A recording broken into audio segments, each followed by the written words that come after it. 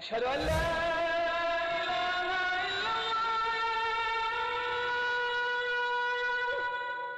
أشهد أن محمدا رسول الله. 6 Things About Islam.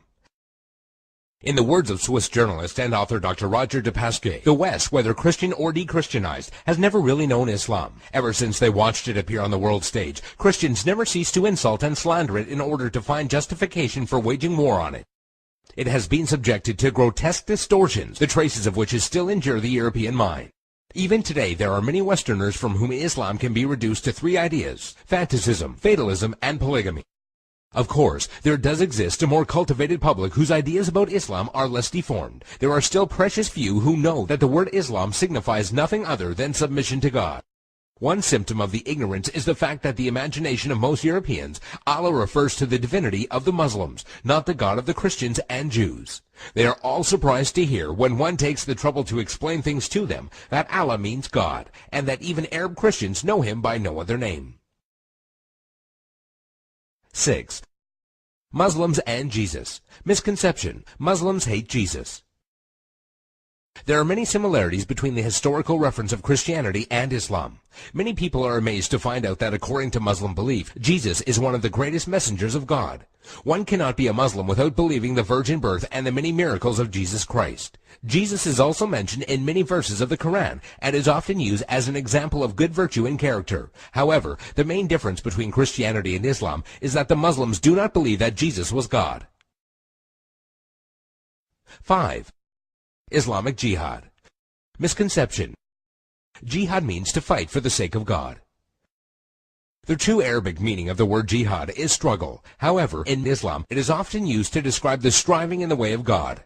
There are many forms of jihad, but most important ones are jihad al-nafs, jihad against oneself, jihad bil-lisan, jihad by being vocal, jihad bil-yad, jihad by using action, and jihad bis-sayf, jihad by using the sword. Each jihad is ranked differently, and it was reported that Muhammad returned from a battle and said, "We have returned from the lesser jihad, going into battle, to the greater jihad, the struggle of the soul." This means that a Muslim struggling against himself and his soul is more important than the jihad of going into war. Another misconception is that only when a person dies in war does that person become a martyr. This is, however, false, and it is believed that anyone doing anything for the sake of God and is killed becomes a martyr. A person who dies while performing pilgrimage in Mecca, a woman who dies while giving birth, or even someone who dies in a car crash while he was on his way to the mosque are all considered martyrs. 4. Muslim savages. Misconception: Muslims are savages and barbaric during war. Quite the contrary. When it comes to the conduct of war, there are 8 rules that every Muslim army must obey. 1. Do not commit treachery. 2. Do not deviate from the right path. 3. Do not mutilate dead bodies. 4. Do not kill children. 5. Do not kill women. 6. Do not kill aged men. 7. Do not harm or burn trees. 8. Do not destroy buildings. During the Crusades, when Saladin defeated the Franks, he honored the defeated Frankish army and supplied them with food. And during the Third Crusade, when Saladin's enemy King Richard fell sick, Saladin sent him a gift of fruits and horses. 3. Women's rights. Misconception: Women have no rights. The image of a woman wearing a veil from head to toe, a woman who gets unfair justice, or a woman who is not allowed to drive, is an all too familiar notion when it comes to women treatment in Islam. And while there are Muslim countries in the world that do implement many harsh rulings against women, this should not be portrayed as Islamic law. Many of these countries have cultural differences that go against the teachings of Islam. It should be noted that during pre-Islam Arabia, women were used for fornication only and had no independence. The birth of a daughter in a family was considered humiliating, and the practice of female infanticide was uncontrolled. When Islam came back to being, verses in the Quran condemned the practice of female infanticide. Islam gave back many human rights to the women, and Muhammad was even reported saying that women are the twin halves of men. A Muslim woman is allowed to reject and accept any suitor for marriage, and has the right to seek divorce. There is nothing in Islam that forbids a Muslim woman from exiting her house and is allowed to drive.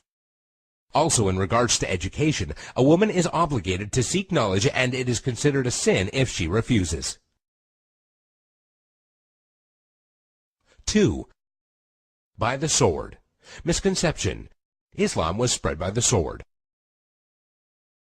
Historian Delasio Leary states, history makes it clear, however, that the legend of fanatical Muslims sweeping through the world and forcing Islam at the point of the sword upon conquered races is one of the most fantastically absurd myths that historians have ever repeated.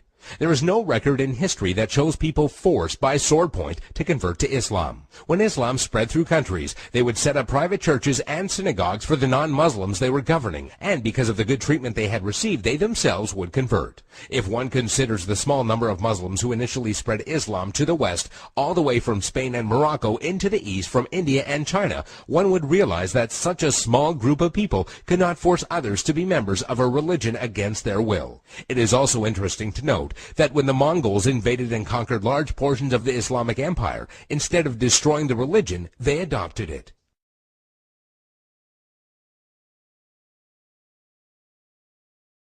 One. Islamic terrorism. Misconception. Muslims are terrorists. This is by far the biggest misconception of Islam, given unfairly by stereotyping and the public image that the media gives. Has anyone else noticed how when a specific group of people attack another group of people, it is labeled as a hate crime, but when a Muslim opens fire on anybody, it is quickly regarded as terrorism? Many political dictators and officials or extremist groups use the name of Islam as a strategy to garner followers and attention when many of their practices go against the true basis of Islam. The media has also portrayed Islam as a cult or a club where if you join you become a terrorist, and that is now part of your agenda. However, all over the world people practice Islam in the true form and use it as a way of life. There are many verses in the Quran that go against the idea of terrorism. Some of these verses include, "Fight the way of Allah, those that fight you, but do not transgress limits, for God does not love transgressors." This basically means do not fight except in self-defense, and even in doing so, do not go beyond defense. Another verse states, "If they seek peace, then you seek peace," which means do not attack people for no reason or kill innocent people. There is nowhere in Islam, whether it be in the Quran or the teachings of Muhammad, that promotes the killing of innocent people. سبحان ربك رب العزة عما يصفون وسلام على المرسلين والحمد لله رب العالمين.